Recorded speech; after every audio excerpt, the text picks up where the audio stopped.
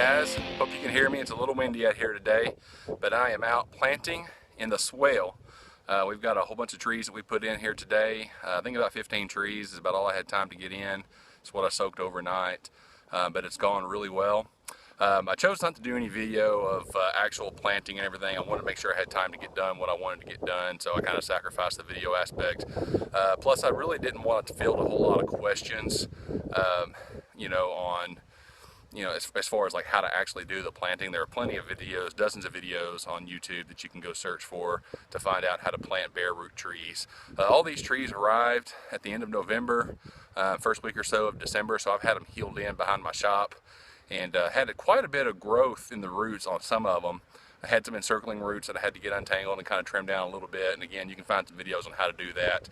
I don't consider myself an expert. These are the first trees I planted, so didn't really want to field those questions by showing that and then having it generate more questions that I'm not qualified to answer.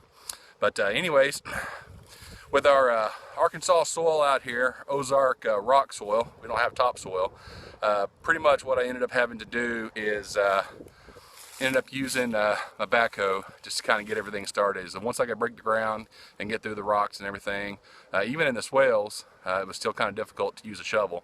So just went ahead and used the backhoe to just kind of get everything started. Just drop the soil and the grass that come loose there into a wheelbarrow, and then trim the roots of the trees and drop them down.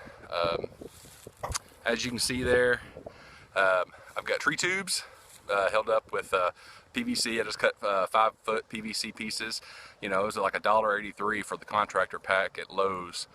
So they're about 90 cents a piece is what it ended up being. It was the cheapest thing I could find to be able to kind of stake that down and hold those tree tubes. And that's going to protect the trees from, hopefully protect them from deer if our goats get loose, and let them get good and established and everything before being torn down by their natural predators. Up above, I got my pickup up there in a trailer. I don't know if you can see in the picture, but I got a water hose running out of there. I got about a 65-gallon tank of water. It was a lot easier to do that and just run a 50-foot hose and just have it higher on the hill and have it a gravity feed in order to be able to water the trees in. And that worked really well rather than have to string like 300 feet of hose.